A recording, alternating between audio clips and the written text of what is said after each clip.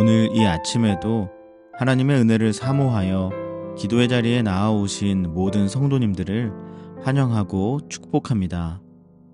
이 아침 우리에게 주신 하나님의 말씀은 구약성경 사무엘하 11장 1절부터 13절까지의 말씀입니다.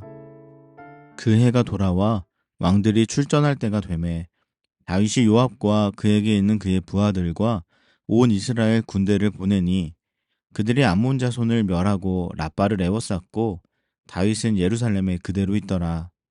저녁 때에 다윗이 그의 침상에서 일어나 왕궁 옥상에서 거닐다가 그곳에서 보니 한 여인이 목욕을 하는데 심히 아름다워 보이는지라. 다윗이 사람을 보내 그 여인을 알아보게 하였더니 그가 아뢰되 그는 엘리암의 딸이요 햇사람 우리아의 아내 밧세바가 아니니까 하니, 다윗이 전령을 보내어 그 여자를 자기에게로 데려오게 하고 그 여자가 그 부정함을 깨끗하게 하였으므로 더불어 동침하매 그 여자가 자기 집으로 돌아가니라. 그 여인이 임신하매 사람을 보내 다윗에게 말하여 이르되 내가 임신하였나이다 하니라. 다윗이 요압에게 기별하여 햇사람 우리아를 내게 보내라 하매 요압이 우리아를 다윗에게로 보내니, 우리아가 다윗에게 이르매 다윗이 요압의 안부와 군사의 안부와 싸움이 어떠했는지를 묻고, 그가 또 우리아에게 이르되 내 집으로 내려가서 발을 씻으라 하니, 우리아가 왕궁에서 나가매 왕의 음식물이 뒤따라가니라. 그러나 우리아는 집으로 내려가지 아니하고 왕궁 문에서 그의 주의 모든 부하들과 더불어 잔지라. 어떤 사람이 다윗에게 아뢰되 우리아가 그의 집으로 내려가지 아니하였나이다. 다윗이 우리아에게 이르되 내가 길 갔다가 돌아온 것이 아니냐, 어찌하여 내 집으로 내려가지 아니하였느냐 하니, 우리아가 다윗에게 아뢰되 언약궤와 이스라엘과 유다가 야영 중에 있고 내 주 요압과 내 왕의 부하들이 바깥 들에 진치고 있거늘 내가 어찌 내 집으로 가서 먹고 마시고 내 처와 같이 자리이까. 내가 이 일을 행하지 아니하기로 왕의 살아계심과 왕의 혼의 살아계심을 두고 맹세하나이다 하니라. 다윗이 우리아에게 이르되 오늘도 여기 있으라. 내일은 내가 너를 보내리라. 우리아가 그날에 예루살렘에 머무니라. 이튿날 다윗이 그를 불러서 그로 그 앞에서 먹고 마시고 취하게 하니, 저녁 때에 그가 나가서 그의 주의 부하들과 더불어 침상에 눕고 그의 집으로 내려가지 아니하니라. 아멘. 오늘 본문은 다윗의 인생에서 가장 큰 오점 중에 하나를 다루고 있습니다. 바로 밧세바 간음 사건입니다. 이때는 우기가 지나고 암몬과의 전투가 다시 재개된 시기로서 전쟁에서 패배한 암몬 사람들이 그들의 수도인 라빠에서 저항하자 다윗은 이스라엘 군대에게 암몬 수도인 라빠를 포위하도록 하였습니다. 때문에 암몬 사람들은 이제 외부로부터 아무 공급도 받지 못한 채 굶주림과 질병으로 죽게 될 운명에 처했고, 이 전쟁은 다윗의 승리를 향해서 성공적으로 마무리되고 있었죠. 당시 다윗은 그야말로 승승장구 인생을 살고 있었습니다. 사무엘에게 왕으로 기름 부음을 받았고 사울의 핍박과 박해에도 이스라엘의 왕이 되었으며, 정치, 외교, 종교 등 모든 분야에 걸쳐서 탁월한 지도자로서의 면모를 보여주고 있었죠. 모든 것이 너무나 잘 이루어지고 있어서일까요? 그래서인지 다윗은 왕으로서 전쟁터에 있어야 했음에도 요압에게 전쟁을 맡기고 자신은 궁에 남아 있었습니다. 그리고 그 선택이 빌미가 되어 오늘 본문의 사건이 일어나게 됩니다. 어느 날 저녁, 다윗은 잠에서 깨어 왕궁 옥상을 거닐고 있었습니다. 아마도 다윗이 거닐던 왕궁 옥상은 예루살렘에서 가장 높은 곳이었을 것입니다. 다윗의 눈에는 온 예루살렘이 펼쳐졌을 테지요. 백성들은 볼 수 없는 높은 위치에서 그 모두를 내려다보는 다윗은 어떤 심경이었을까요? 예루살렘에서 가장 높은 위치, 하늘에 맞닿을 것 같은 최정상에 서 있는 다윗입니다. 모든 경관이 자신의 눈 아래에 펼쳐지고 심지어 달과 별들도 자신의 시선가에 놓여 있습니다. 전쟁이 한창 진행 중이었지만 굳이 전쟁터에 나가서 싸우지 않아도 승리하고 있었고, 하나님께 승리를 간구하지 않고 속 시원히 낮잠을 자도 원하는 대로 인생이 흘러가고 있었던 다윗이었습니다. 그런 그가 예루살렘 가장 높은 위치에서 거닐 때 그의 마음이 하나님 보시기에 과연 어떠했겠습니까? 다윗이 하나님의 마음에 합한 자라면 자신에게 천하만국을 보여주면서 시험하는 사탄 앞에서 말씀으로 승리하신 예수님처럼 그 또한 왕궁 옥상에서 그리해야만 했습니다. 그러나 다윗은 천하만국이 보이는 왕궁 옥상에서 시험에 넘어가고야 맙니다. 바로 목욕을 하고 있던 한 여인을 보고 그녀를 데려와 동침하는 범죄를 행하고 만 것입니다. 여러분, 양떼를 치던 밤, 두려움의 시간에도 밤 하늘을 바라보면서 하나님을 찬양하던 다윗이 왜 온 예루살렘이 펼쳐진 광경을 보고서는 하나님을 찬양하지 못하고 목욕하는 한 여인에게 시선을 주목하게 되었을까요? 그 이유는 다윗이 오늘 본문에서 예루살렘 왕궁 옥상에 있었기 때문입니다. 다윗이 만약 예루살렘에 있지 않고 전쟁터에 나갔었다면, 만약 예루살렘에 있었더라도 전시 상황에서 나태하게 잠을 이루지 말고 기도하며 하나님을 찾았었다면, 만약 그 저녁에 왕궁 옥상이 아니라 기도의 골방을 향했다면 어땠을까요? 그랬다면 오늘 본문의 시기에 다윗이 이처럼 범죄하지는 않았을 것입니다. 다윗은 하나님의 마음에 합한 위대한 왕이었습니다. 그러나 그런 다윗도 범죄할 만한 상황에서 넘어지고야 말았습니다. 그것은 우연을 가장하여 다윗 앞에 찾아왔지만, 실상을 들여다보면 다윗이 하나님 앞에서 성실하지 않았던 순간들이 쌓여서 생겨난 일이었습니다. 사랑하는 여러분, 우리는 죄의 유혹 앞에서 넘어질 수밖에 없는 사람입니다. 인간 중에 누가 완전한 의인일 수 있겠습니까? 우리는 우리의 능력으로 죄를 이겨낼 수 없습니다. 우리는 죄의 유혹 앞에서 오직 하나님의 능력으로만 그것을 뿌리칠 수 있습니다.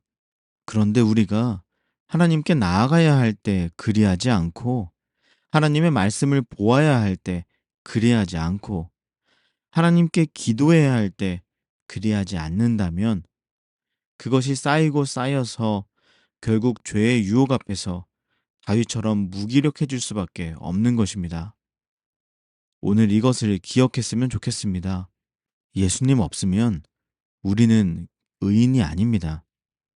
그런데 우리가 어떻게 예수님 없이도 괜찮은 인생 살 수 있는 것처럼 그렇게 행동할 수 있단 말입니까? 사랑하는 여러분, 게으름과 나태함, 불순종의 시간을 여러분의 인생에 켜켜이 쌓아가지 마십시오. 그럼 반드시 다윗처럼 크게 넘어집니다. 간절히 바라옵기는 저와 우리 성도님들 모두가 말씀 묵상, 기도, 예배의 시간을 우리의 인생에 켜켜이 쌓아가는 은혜로 충만하시기를 소망합니다. 그리하여 밧세바보다 더 아름답고 빼어난 죄의 유혹이 우리 눈 앞에 드리워져도 우리의 시선이 그 유혹이 아니라 하나님께 향하는 은혜가 있으시기를 주님의 이름으로 축복합니다. 다윗은 지금 매우 혼란스러운 상태입니다. 오늘 본문을 자세히 들여다보면 우리는 다윗의 삶에서 두 가지 가치가 혼전하고 있는 상황을 엿볼 수 있습니다. 즉, 다윗의 삶에 율법을 철저히 지키는 모습과 더 깊은 범죄로 나아가는 모습이 공존하고 있는 것입니다. 다윗에게 죄가 틈타서 들어왔습니다. 그러나 다윗의 모든 인생이 한 번에 무너지지는 않았습니다. 다윗은 밧세바와 동침하는 죄를 저지르면서도 여전히 율법을 지키는 모습을 보입니다. 이 얼마나 혼란스러운 상황입니까? 4절에 보면 밧세바가 자신의 부정함을 깨끗하게 하고 나서 다윗이 범죄하였다고 기록하고 있는데, 율법에 따르면 여성은 월경 기간 동안에는 부정한 상태가 됩니다. 그리고 월경을 마치면 정결 예식을 통해서 자신의 정결함을 회복하게 되는데, 다윗은 밧세바로부터 그것을 확인하고 밧세바가 부정한 상태를 지나고 정결함을 회복한 이후에 범죄를 저지른 것입니다. 다시 말하면 율법에 나온 정결법은 철저하게 지키면서 십계명에 기록된 간음하지 말라, 내 이웃의 집을 탐내지 말라는 율법은 정면으로 어기고 있는 것입니다. 사랑하는 여러분, 다윗에게서 나타나는 혼란스러운 이것이 바로 죄의 특징입니다. 죄가 들어오면 그것은 우리를 잠식해 갑니다. 그 어떤 죄라고 해도 갑자기 우리 눈앞에 나타나서 우리를 한 번에 집어삼키려 하지 않습니다. 지금 당장 여러분의 눈앞에 살인이라는 것이 나타나 우리를 유혹한다고 생각해 보십시오. 그럼 우리 중에 누가 그 유혹에 한 번에 넘어가서 갑자기 살인죄를 저지르겠습니까? 그런 사람은 없습니다. 잠식이라는 것이 누에가 뽕잎을 먹는 것처럼 처음에는 한 입, 두 입으로 시작하다가 결국 모든 것을 삼키는 것을 의미하지 않습니까? 죄가 이처럼 우리를 잠식하는 특성을 가지고 있다는 것입니다. 처음에는 죄가 우리의 삶에 딱 한 입만큼만 침범합니다. 그러면 그 외의 다른 부분은 여전히 그리스도인의 모습으로 보여지기 때문에 외적으로는 큰 문제가 없습니다. 내가 거짓말 한번 했어도 예배 드릴 수 있고, 성경도 볼 수 있고, 누군가의 리더 역할도 계속 해낼 수 있고, 어떤 말씀들은 또 잘 순종할 수 있기 때문에 아무런 위기의식을 느끼지 못하는 것입니다. 그러나 그 어떤 죄도 단지 우리를 한 입 정도만 침범하려고 우리에게 오지 않습니다. 죄는 결국 한 입, 두 입에 머물지 않고 점점 빠르게 우리의 전부를 집어삼키고야 말 것입니다. 다윗이 밧세바를 범하기까지도 이렇게 천천히 한 입씩 한 입씩 잠식당하는 시간이 있었습니다.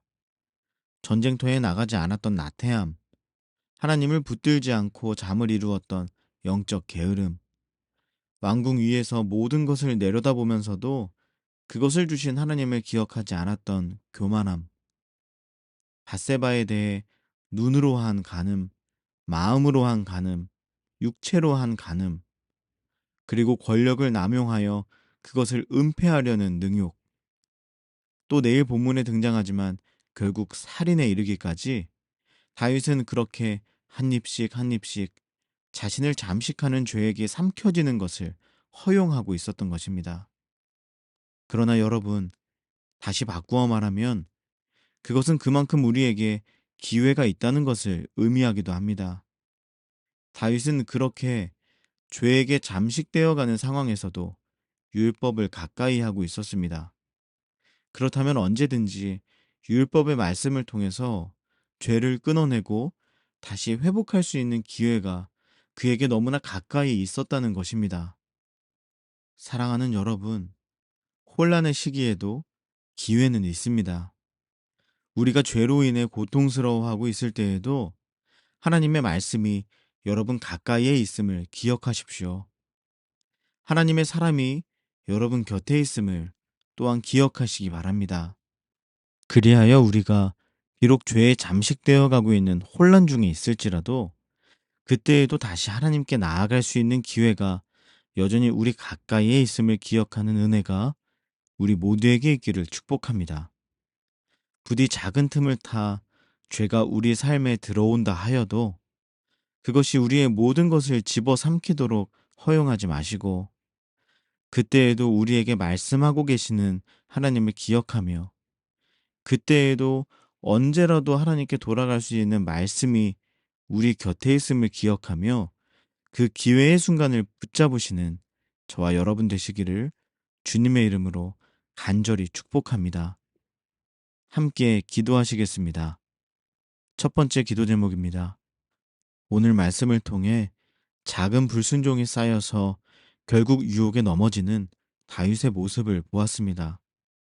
이처럼 우리도 그러한 경각심 없이 살아갈 때 언제든 넘어질 수 있음을 경계하며 은혜를 구하며 기도합시다. 하나님, 시도 때도 없이 켜켜이 쌓아가고 있는 게으름과 나태함, 불순종의 시간을 멀리하고 말씀 묵상, 기도, 예배의 시간을 인생 가운데 신실하게 쌓아가는 내가 되게 하옵소서. 그리하여 죄의 유혹이 드리울 때에도 오직 하나님께 시선을 향할 수 있도록 은혜를 부어 주옵소서. 두 번째 기도 제목입니다. 혼란의 시기에도 기회는 있습니다. 우리가 죄에 잠식되어가는 혼란한 순간에도 하나님은 여전히 우리 가까이에서 성경을 통해 하나님의 사람을 통해 말씀하고 계십니다. 이 시간 그 하나님을 바라보며 기도합시다.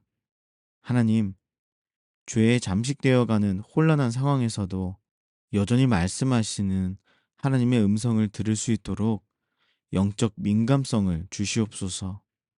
순종과 불순종이 뒤섞여 있는 혼란의 상태에서 더 은밀하고 큰 죄로 나아가지 않고 죄악에 온전히 삼켜지기 전에 다시 돌이킬 수 있는 마지막 기회를 붙잡을 수 있도록 은혜를 부어 주옵소서. 마지막으로 우리 개인의 기도 제목을 놓고 우리 가정과 사귐의 교회를 위하여 나라와 열방을 위하여 한마음과 한뜻으로 기도하며 나아가겠습니다. 함께 기도하겠습니다.